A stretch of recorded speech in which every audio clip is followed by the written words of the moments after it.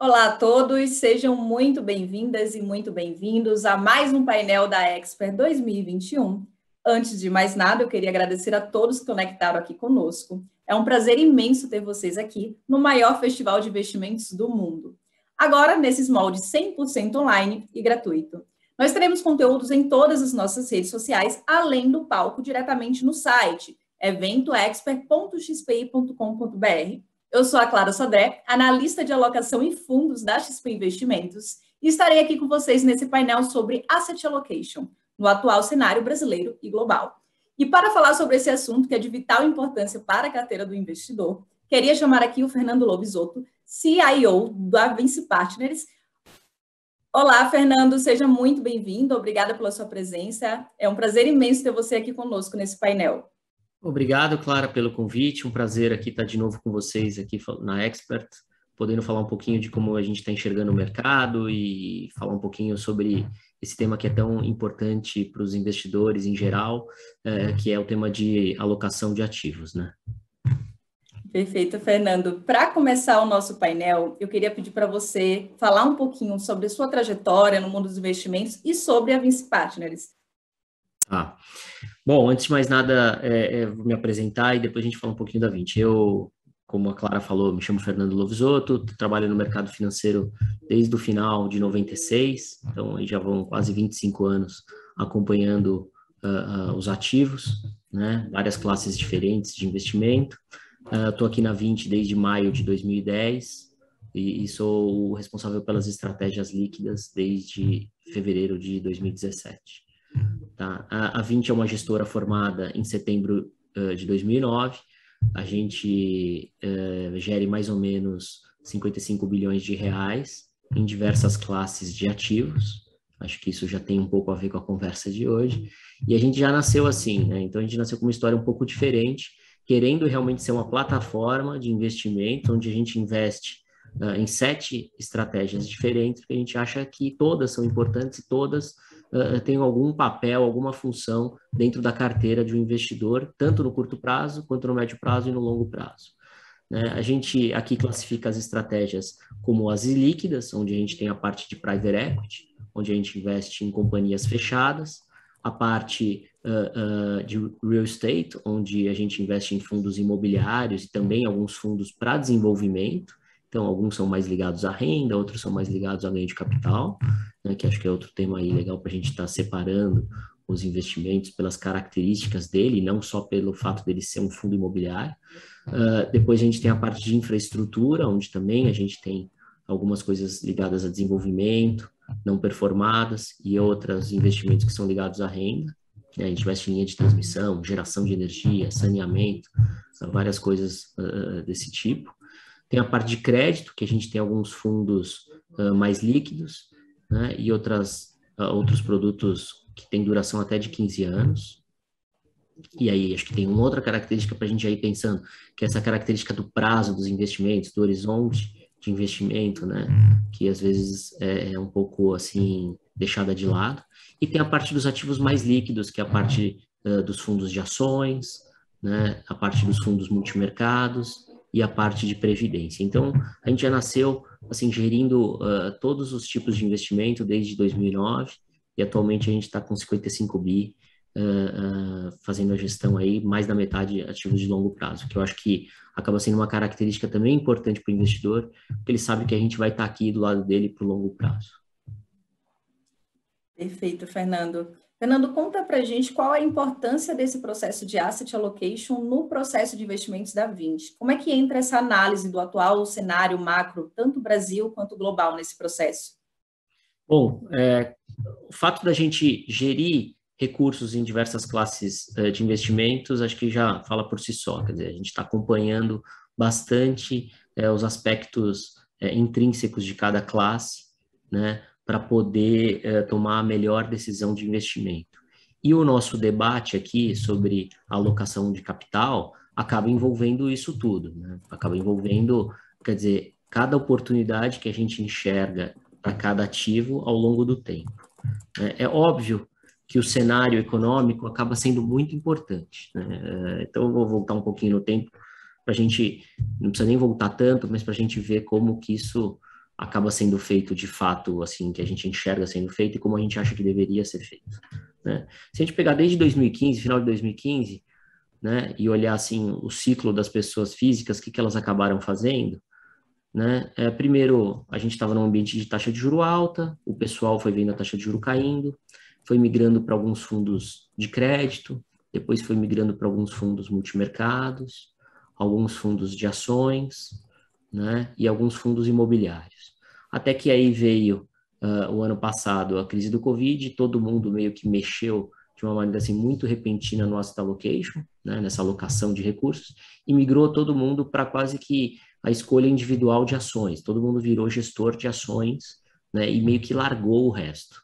E agora, nesse ano, o que a gente acaba vendo é o pessoal caminhando, assim, de uma maneira, assim, não vou dizer cega, mas de uma maneira, assim, muito, assim, direta para a parte de investimento no exterior, né? Isso é o que a gente acaba vendo que foi feito.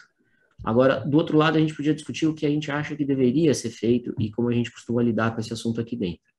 A gente acredita que a melhor coisa, na verdade, é você ter um planejamento, né, e uma política de investimento, que seria uma definição, né, do que você pretende fazer com o seu recurso, e aí seguir esse planejamento ao longo do tempo, né? Então, aí sim, uma vez que você definiu uma política de investimento que vai te dar limites, né, para cada uma dessas classes de ativos, para cada um desses tipos de investimento, para você seguir ao longo do tempo, aí você vai navegar olhando o cenário, e o cenário sempre é importante, porque é dali que a gente vai tirar quais são os prêmios, na verdade, que cada classe de ativo tem, que é qual é o retorno potencial de cada uma dessas classes de ativos, e você vai fazer uma outra coisa que é rebalancear a sua carteira. O rebalanceamento da sua carteira, na verdade, vai te dar a disciplina de você executar o processo e aproveitar a volatilidade, que são esses movimentos muito fortes do mercado, para gerar mais retorno na sua carteira. Então, assim, a minha experiência me mostra que um rebalanceamento correto da carteira agrega 1 a 2% ao ano no retorno da sua carteira, sem aumentar os riscos. Quer dizer, é um retorno excedente, um retorno a mais, sem trazer nenhum risco a mais por isso, tá? Então, é assim que a gente enxerga. Do outro lado, do jeito que é feito hoje, eu acho que a perda acaba acontecendo porque o fundo de crédito vai mal, aí você resgata tudo. Aí depois você vai para a renda variável, veio o Covid, resgata tudo. O fundo imobiliário foi mal, resgata tudo. Fica um movimento muito abrupto que, na maior parte das vezes, o que acaba acontecendo é você ir rasgando dinheiro e falando, o mercado não é para mim, não sei conviver com isso. E não se aproveita das oportunidades que estão aí e que, se você fizer de uma maneira bem feita, vão te gerar retornos muito maior do que a taxa de juros. Perfeito, Fernando. Falando nesse planejamento e nessa política de investimentos, né? Como gerir as necessidades de liquidez de curto, médio prazo com a tomada de risco em renda variável e até mesmo em alternativos e economia real? É muito boa essa pergunta, porque até às vezes a gente acaba encontrando um debate dizendo assim, será que fundo imobiliário é para liquidez ou não é? Que fundo multimercado é para liquidez ou não é? Ou é o Tesouro Selic que é para liquidez ou não é? Quer dizer, a gente vê esse debate por aí. E é muito interessante. Quer dizer, a primeira coisa, realmente, é o investidor, ele entender para que aquele recurso que ele está investindo, qual é o objetivo daquele recurso, né? E quando eu falo objetivo, acho que tem a questão tanto de liquidez, né, quanto de reserva de longo prazo. Então, assim, uma vez que ele define, quer dizer, quantos por cento desse dinheiro é para liquidez, ou ele deveria ter em liquidez, e quantos por cento é mais voltado ao longo prazo, provavelmente ele consegue investir melhor os dois montantes, né? O montante de liquidez, porque aí ele consegue montar alguma carteira diversificada para acompanhar, para gerir esses recursos, e o montante de longo prazo, essa reserva que ele vai usar lá na frente, ou que eventualmente ele tem como objetivo se aposentar com esse dinheiro, ou de repente fazer um gasto, mas numa janela mais longa, ele também consegue investir de uma maneira mais interessante, né? Então, vou tentar detalhar.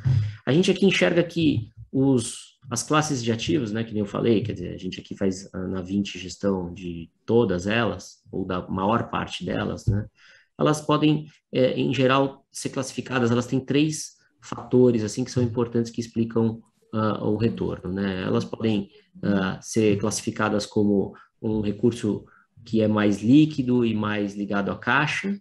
Eu posso classificar esse tipo de investimento também como alguma coisa que tem como característica ter uma proteção de inflação ou uma geração de renda, ou posso classificar como um dinheiro, como um tipo de investimento que é para ganho de capital, né? Então, vou dar um exemplo. Um fundo imobiliário, que todo mundo fala, fundo imobiliário é fundo imobiliário. Não, fundo imobiliário pode ter essas três características. Eu posso ter um fundo imobiliário que é de desenvolvimento, então, muito provavelmente, ele está muito mais ligado ao ganho de capital. Posso ter um fundo imobiliário que está mais ligado à renda, então, proteção de inflação e renda, que é a maior parte, né, desses fundos que foram colocados no mercado. E posso ter um fundo que é mais de crédito, de curto prazo, que está ligado à caixa, tá? Que não é de tijolo, é mais de crédito e é ligado à caixa. Eu posso fazer essa mesma subdivisão em vários tipos de investimento, né? Na parte de renda variável, eu consigo fazer alguma coisa ali, falar dividendos, né? A gente tem o Seleção aí com vocês. Ele está mais ligado à inflação e distribuição e proteção de inflação e renda, ou posso ter o Mosaico, por exemplo, que está mais ligado ao ganho de capital, né? E multimercado e assim por diante. A gente tem o Valor em que é essa questão de inflação e renda, e tem o Atlas, que é mais ganho de capital, por exemplo, tá? Então, fazendo essa distribuição dos produtos nessas três características, aí sim eu tenho uma matriz, que é classe de ativo e característica do produto. E consigo fazer uma política de investimento usando só produtos ligados à caixa para essa parcela de disponível de liquidez imediata que eu preciso, e eu vou pegar só produtos que tenham essa característica, e vou montar uma carteira diversificada, e aí não vou sofrer muito com a volatilidade, quer dizer, preciso saber que eu tenho que conseguir fazer resgates com uma liquidez mais alta, e vou pegar a outra parte e vou investir em produtos que talvez estão mais ligados a ganho de capital e a proteção de inflação e renda, que é essa parte mais de longo prazo, né? E todas elas vão ter uma diversificação que é sempre importante, tá? Então, é assim que eu enxergo, tá? Que tem que ser feita a construção da carteira. Legal, Fernando. Como você falou, a diversificação e o alongamento do horizonte de investimentos são características importantes, né? Quando pensamos em obter retornos consistentes e com risco adequado. Conta para a gente quais são as classes de ativos, veículos ou fundos que podem fazer sentido para quem busca esses retornos de longo prazo. Eu vou falar um pouco disso, claro. Acho que talvez até essa questão que você colocou da liquidez me chamou bastante atenção, né? Eu acho que talvez uma das variáveis que eu vejo todos os tipos de investidores, até assim, desde as pessoas físicas até os institucionais, cometerem um grande assim erro, acho que super dimensionam, colocam um peso muito grande em relação à necessidade de liquidez.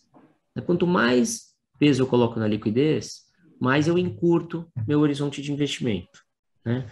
Acho que tem uma razão histórica que explica isso, que é a questão de, no Brasil, a gente ter tido durante muito tempo um juro muito alto e você conseguia, investindo em produtos de liquidez muito grande, ter uma rentabilidade muito alta. Era uma distorção muito grande, isso acontecia, e por essas razões, até hoje o pessoal fica com essa questão assim de precisar, achar que precisa de muita liquidez. E quando você acha que você precisa de muita liquidez, na verdade, você acaba abrindo mão de horizonte de investimento e deixando na mesa retornos sem correr tanto risco, né? Então, vou dar um exemplo aqui que é mais óbvio, né? Vamos enxergar o que aconteceu com os fundos de crédito aí nos últimos 2 anos, e a gente vai ver que durante, acho que 2 vezes, tiveram, assim, resgates maciços desses fundos de crédito, né? Muito provavelmente a pessoa que resgatou porque viu a cota caindo, se assustou e resgatou.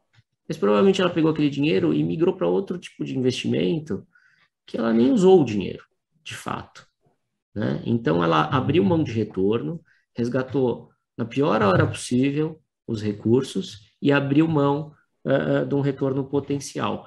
Que quem se aproveitou provavelmente foi quem investiu naquele momento, porque ele entrou naquele fundo com aquela cota estressada, né? A cota tinha caído, então o prêmio dos papéis, o desconto tinha aumentado muito, o retorno potencial tinha aumentado muito, e esse cara que investiu naquele momento se beneficiou disso.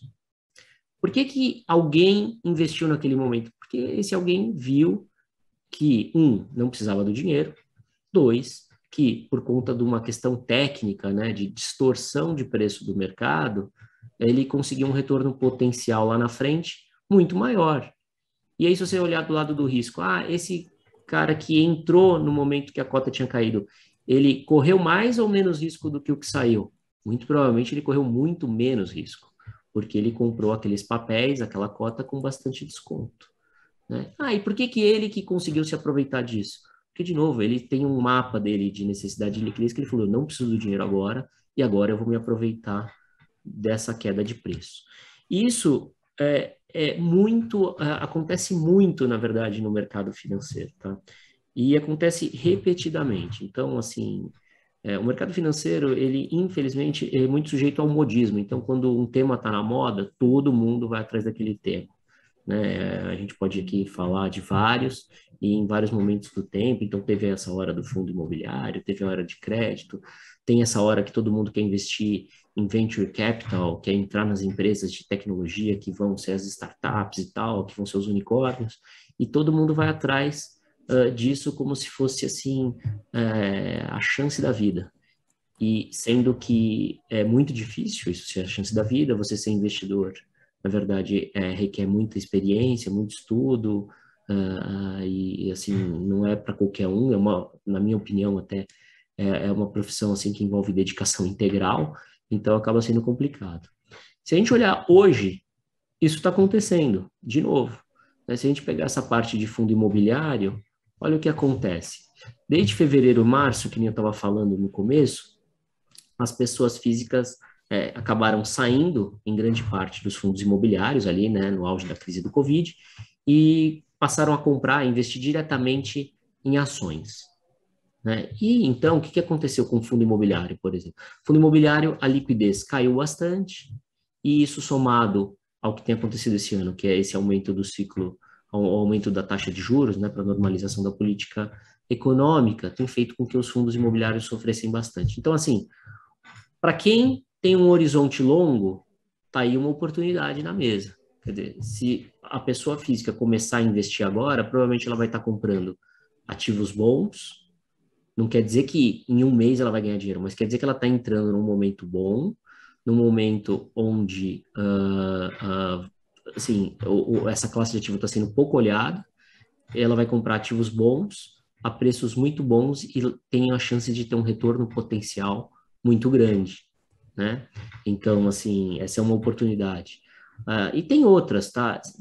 Assim, se a gente pensar até na bolsa mesmo como um todo, provavelmente isso também está acontecendo, né? A gente viu que o grande investidor da bolsa nesse ano foi o estrangeiro, nem foi o brasileiro, né? Então, isso quer dizer que o brasileiro está meio fora. Se a gente olhar por várias métricas, como as empresas apresentaram um aumento no lucro muito grande, por várias métricas a bolsa está descontada. Então, muito provavelmente, tem opções ali que vão fazer sentido e que o retorno potencial também vai ser grande.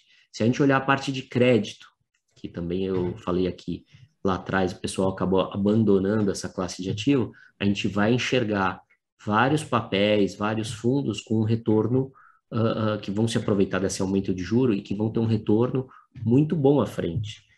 Na verdade, a gente está caminhando para um cenário muito interessante que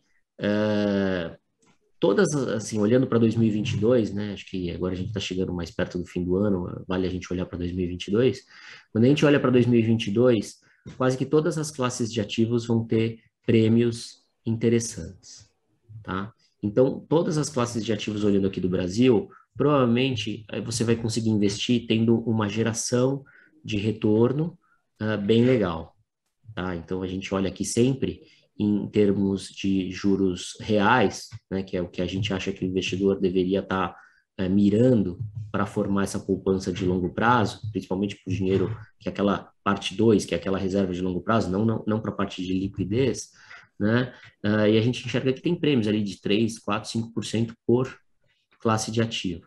Tá? Então, ele vai conseguir ter uma carteira diversificada, ele vai conseguir construir uma carteira diversificada, se aproveitando de todas essas classes de ativos, e tendo uma carteira diversificada que tem menos risco, ainda tem um retorno muito interessante na sua carteira.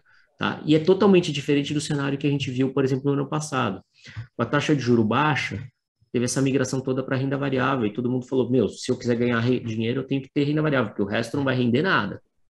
Então, você teve uma concentração muito grande, que leva a um aumento de risco muito grande e te tira o retorno potencial. Agora não. Você vai ter um nível mais assim normal de juros, com prêmio em todas essas classes de ativos, e você vai conseguir talvez ter uma carteira com uma relação assim retorno-risco muito mais legal, tá? Assim que a gente está olhando. Perfeito, Fernando. Pensando em veículos, em ferramentas para o longo prazo, qual a sua opinião sobre a presença da previdência dentro da carteira do investidor? Ótima pergunta. Ótima, porque a previdência, na verdade, eu vou abordar aqui sobre dois aspectos.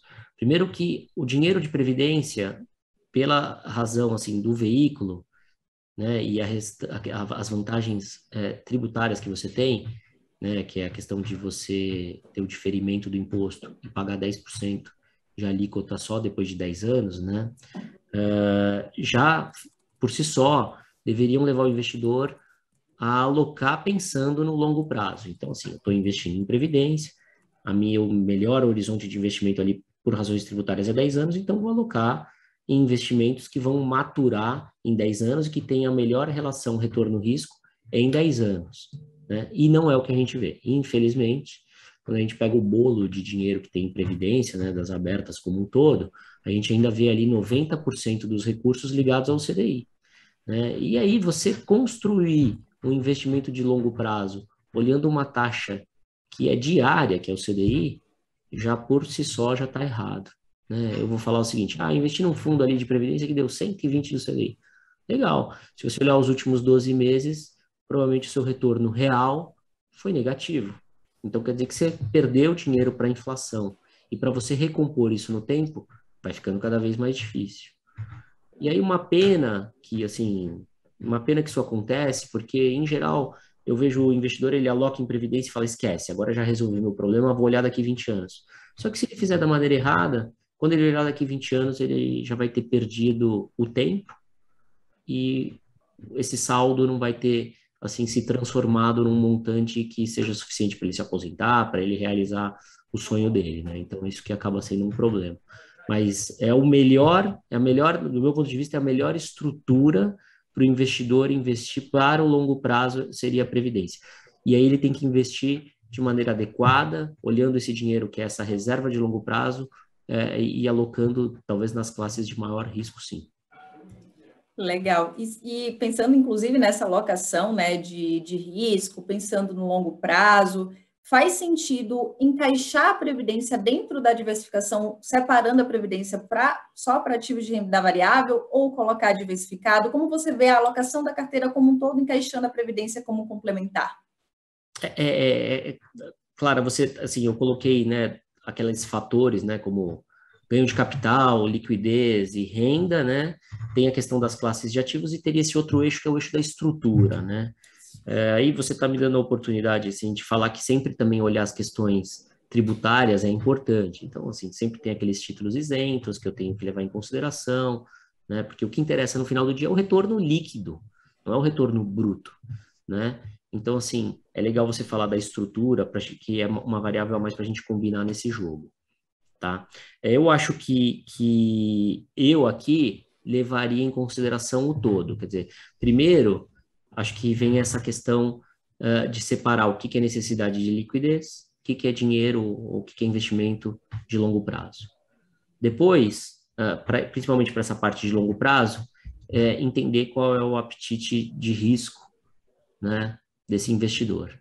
Depois, aí sim, partir para a parte da implementação e aí ver quais são as melhores estruturas para eu encaixar cada um desses investimentos.